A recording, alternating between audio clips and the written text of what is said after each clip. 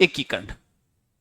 कुछ टॉपिक इस आवाज का करवाने लायक हुए को नहीं ऑफलाइन, जैसे शिलालेख, ये ऑफलाइन नहीं करवाया जा सकता, आपको रटना ही पड़ेगा इन टॉपिकों। आप कहीं चले जाना भाई, कहीं नहीं करवाई जाएंगे। तो करो शुरू के। ठीक है, एकीकरण का मतलब ये हुआ कि हम आजाद हुए कब? 2014 में है, 1947 में हम आजाद हुए। उस समय यहां शासन किसका था? अंग्रेजों का। ठीक है, कैसे आजाद हुए, क्या हुए, वह चीजा इतिहास की है, बाद की चीजें हैं। हाँ, बात अलग है कि हमारे यहां ज्यादा आपको यह पढ़ाया जाएगा कि हम आजाद कैसे हुए, ये नहीं पढ़ाया जाता कि हम गुलाम कैसे हुए। पढ़ाना क्या चाहिए? गुलाम कैसे हुए, ना कि आजाद कैसे हुए, ऐसे पढ़ाना चाहिए। आप लोग भी क्या करते हो, सक्सेस लोगों की स्टोरियां पढ़ते हो। आप असफल लोग में उनसे जानने की कोशिश करो कि असफल किस चीज में, वो आपको एक रीजन बताएगा कि भाई मैं ऑब्जेक्टिव कम निकालता था जिसका मुझे बहुत नुकसान हुआ। मतलब थे एक चीज पकड़ गया को ऑब्जेक्टिव आपा ने भी निकालना चाहिए।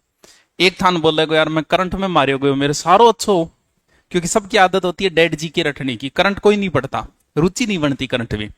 वो थान कहोगे यार करंट के कारण मैं रह गयो, जबकि आपा के जाना हो एक सक्सेस आओगो, मैं ऐसे था, बारियों में दस्यों में ऐसे था, फिर मेरी 2 साल पढ़ाई छूट गई थी, फिर मैंने 1 साल तैयारी की, मेरा सिलेक्शन हो गया। सक्सेस की इतनी स्टोरी में, जबकि असफल होना रो ही था न बताओगे, बर्बाद होने वाला बताएगा कि बर्बादी का कारण क्या था। आपस में मिलने का रीजन सबका एक ही है, प्रेमी प्रेमिका का, लेकिन अलग होने के रीजन मिलेंगे आपको। किसी का कोई रीजन मिलेगा किसी, इसलिए ये जानने की कोशिश करो कि अलग कैसे है, मुलाकात कैसी है, छोड़ो सबकी एक ही तरीके की मुलाकात है। कोई आधी रात में डोली कूदियो और कोई दिन में कूदियो, लेकिन अलग होने के अलग अलग रीजन है। तो हम आजाद कैसे हुए ये आप पढ़ चुके हो। अंग्रेज जाने से पहले यहां से जब चर्चाएं चल रही थी, उन्होंने ये कहा कि हम जून 1948 में भारत को आजाद कर देंगे। ये तारीख भी ध्यान रखना, एग्जाम में पूछी जा चुकी है, अंग्रेजों ने कब घोषणा की थी। यानी हम 1 साल बाद आजाद होते, कुछ कारण हो गए जिस वजह से हम पहले आजाद हो गए।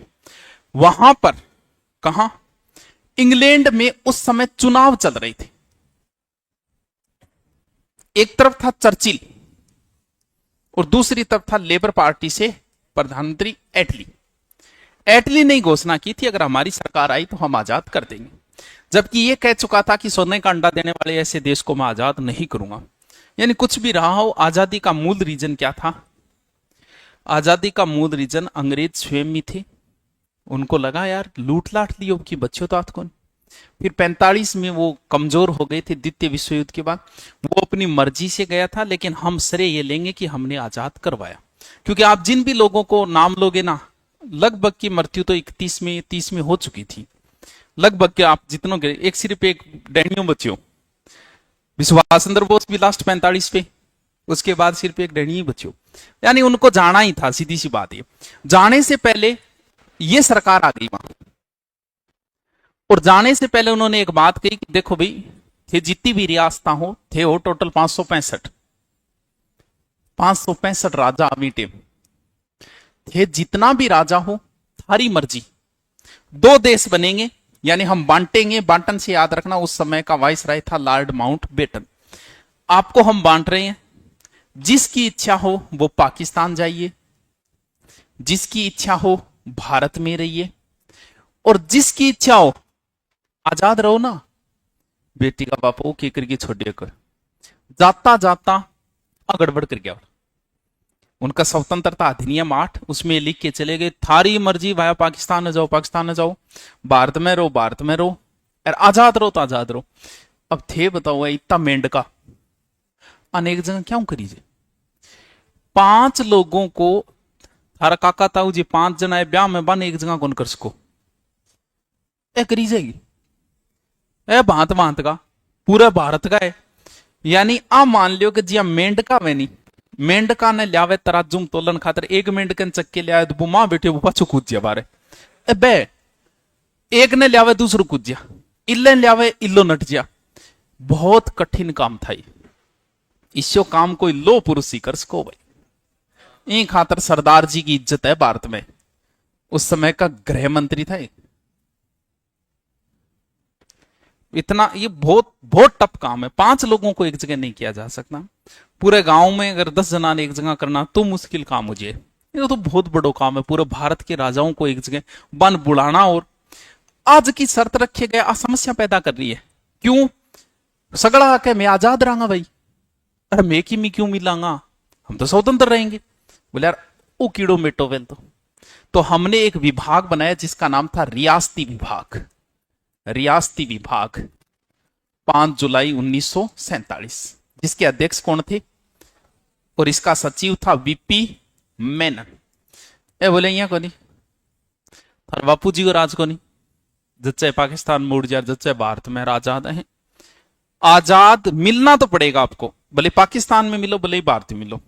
आजाद रहने की भी अपनी शर्त है। अरे थारी जनसंख्या तो है 1000, अरे थे को मैं आजाद रहूंगा भाई। कई तो बहुत छोटी रियासत ही, तो यहाँ कौन चले।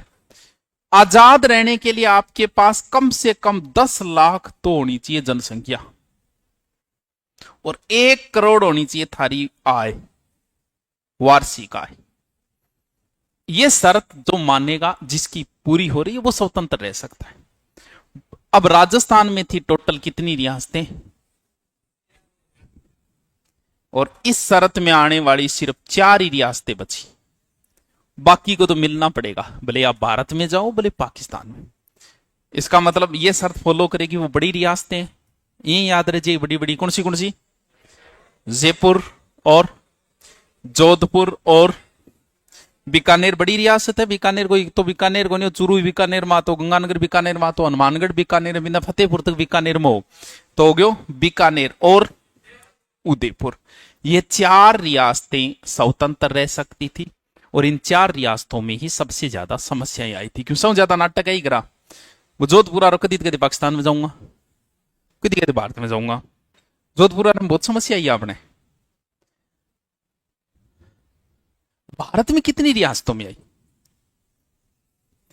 भारत में 3 रियासतों में बहुत समस्या आई। एक तो थी जूनागढ़ और शाबाश हैदराबाद और कश्मीर, ठीक है।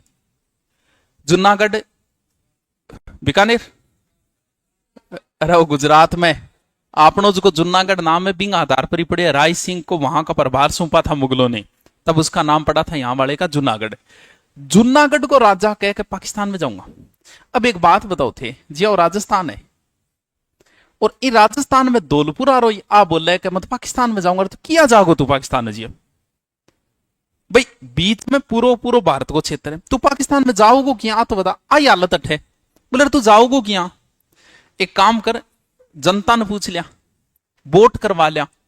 जनता बोली मैं तो भारत में रुकांगा, यानी यहां जैसे जूनागढ़ जैसे जनमत, यहां क्या हुआ? वोटिंग। कश्मीर का राजा था हरि सिंह, यह स्वतंत्र रह सकता था। स्वतंत्रता की इसने घोषणा भी कर दी। भारत पाकिस्तान 2 बनते ही पाकिस्तान ने इस पर कर दिया अटैक। वहां की जनता मुस्लिम थी, शासक हिंदू था। यो बाज गया, यो त्राहिमाम करके की कन पटेल जी कन वो क्या आगे रे हैं क्या अटैक को बताओ। सांप घटाएंगे पटेल जी बचाओ, बड़ी सेना आ गई है, मुकाबलो करने में मेरी हिम्मत को नहीं।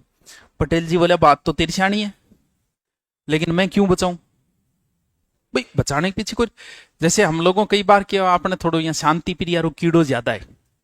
भारत के सदा ही रेड पंचशील का सिद्धांत दिया था, जबकि आपको बता दिया कि शांति कभी स्थापित नहीं की जा सकती। पूरे विश्व के लोगों ने शांति की बातें की हैं, सब साधु महात्माओं ने शांति की बातें की, लेकिन फिर भी लड़ाई को हम नहीं रोक सकते थे। भी कितनी शांति बात कर ली हो, थारे भाइयों के बीच में, काका तावा के बीच में लड़ाई रहेगी। महिला लड़ेगी, प्रेमी से लड़ेगी, पति से लड़ेगी, सास से लड़ेगी, स्वभाव है। आदमी बड़ी लड़ाइयां लड़ेगा, क्यों? क्योंकि शांति कभी स्थापित नहीं की जा सकती। अब मामला हुआ था, आपने कहा श्रीलंका में लिट्ठे संगठन, हमारी सेना को भेज दिया वहां, राजीव गांधी ने भेजा था हमारे सैनिक। अब बताओ अपन जानो चाहिए कि नहीं जानो चाहिए? क्यों भाई? हमारे यहां समस्याएं भारत के अंदर हो, नक्सलवाद एक समस्या है। क्या किसी देश ने सेना भेजी यहां? क्यों? हाँ भाई, आपका फौजी कौन मरवाओगे थे बताओ?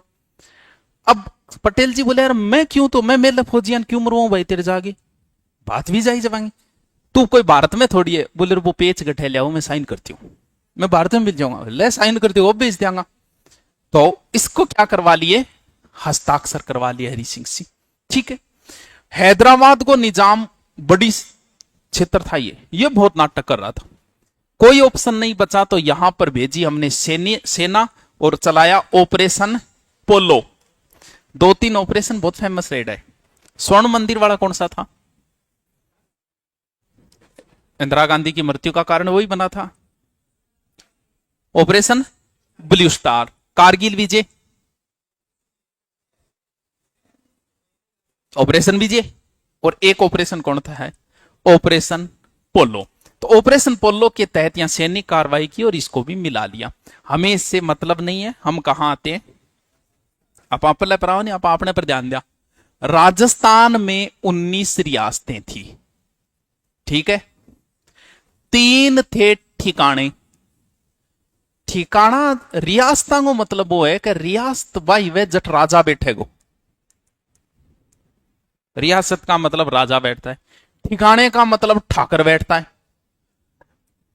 लेकिन ये स्वतंत्र हो गई, यानी किसी के अधीन नहीं रहे, तो ये एक प्रकार से स्वतंत्र ठिकाने थे। 3 ठिकाना भी नहीं याद रहे तो ठिकाना में भी 3 शब्द है, और इनने भी किए 3 नहीं याद रहे तो बाकी मनवेर रट लियो थे। पांडवों में, क्योंकि ठिकाना छोटा हुआ रियासतु, पांडवों में से छोटो कौन है, ने कुल। पांडवा नाम तो जानता होगा, नकुल, सहदेव, युधिष्ठिर, भीम और अर्जुन। शाबाश।